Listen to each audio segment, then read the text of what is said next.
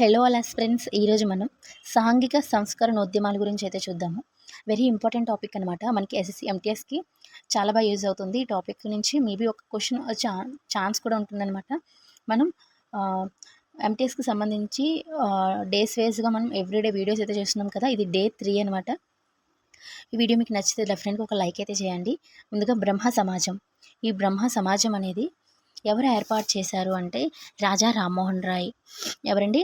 రాజా రామ్మోహన్ రాయ్ గారు 1828లో. మనకి ఇయర్స్ కూడా వెరీ వెరీ ఇంపార్టెంట్.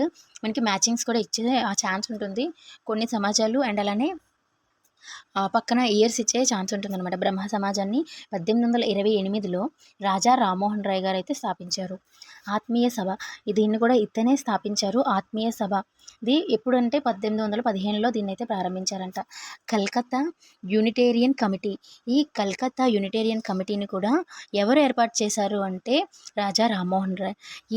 ఈ కమిటీ ద్వారానే సతీ సహగమనంపై చట్టం అయితే చేశారంట. మనకి అడిగే ఛాన్స్ ఉంటుంది.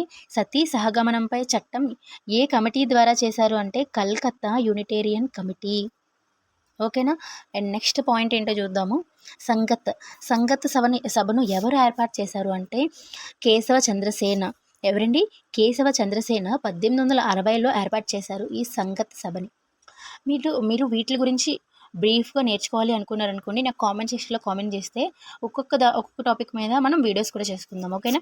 నెక్స్ట్ ఆర్య సమాజం. ఈ ఆర్య సమాజంను బొంబాయిలోని 1875 ఏప్రిల్ 10న ఎవరు ఏర్పాటు చేశారండి? స్వామి దయానంద సరస్వతి.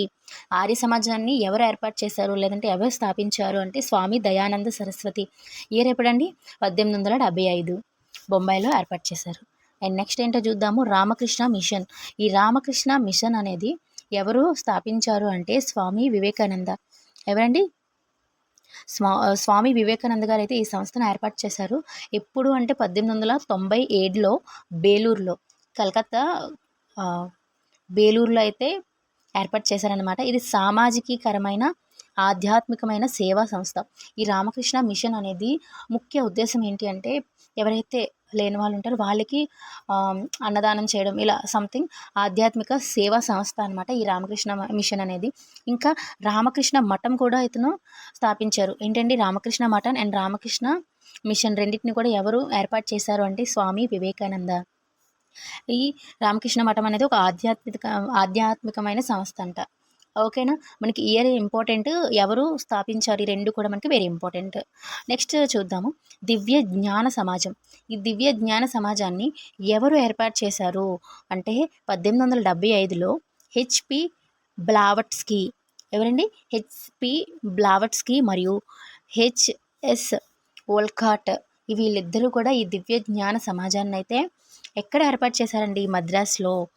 1882లో అంటే 1875లో ఏర్పాటు చేశారు. 1882లో దివ్యజ్ఞాన సమాజం అంతర్జాతీయ కార్యాలయాన్ని అయితే ఏర్పాటు చేశారు. ఎక్కడ అంటే మద్రాసులోని ఆడియార్క్. ఏంటండి? మద్రాసులోని ఆడియార్క్ మార్చారంట. మొదటి అధ్యక్షుడు ఎవరు అంటే ఆల్కట్. ఆల్కట్ అంటే అది ఓల్కట్ అనమాట. ఇక్కడ మనకి మిస్టేక్ పడింది. ఓల్కట్ మొదటి అధ్యక్షుడు ఎవరండి? దివ్యజ్ఞాన సమాజం యొక్క ఓల్కట్. రెండవ మరియు చివరి అధ్యక్షురాలు అనిబిసెంట్. అనిబిసెంట్ కూడా మనకి వెరీ వెరీ ఇంపార్టెంట్. అనిబిసెంట్ గురించి మీకు ఏమైనా ఇంపార్టెంట్ పాయింట్స్ ఏమైనా తెలిస్తే కామెంట్ సెక్షన్లో కామెంట్ చేయండి. అండ్ నెక్స్ట్ చూద్దాము. ప్రార్థనా సమాజ్. ఈ ప్రార్థనా సమాజాన్ని ఎవరు ఏర్పాటు చేశారు అంటే ఆత్మారాం పాండురంగ. ప్రార్థనా సమాజాన్ని ఎవరు ఏర్పాటు చేశారు అంటే ఆత్మారాం పాండురంగ. 1867లో అయితే ఏర్పాటు చేశారు.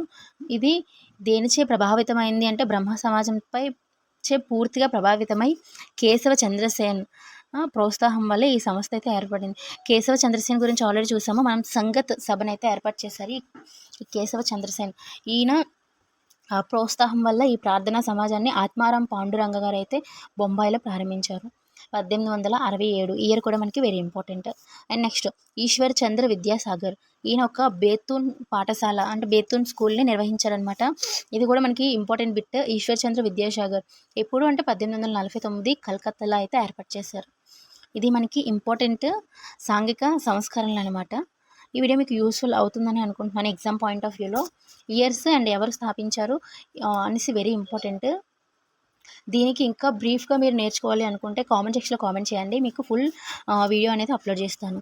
Thank you so much watching my video all. Bye bye.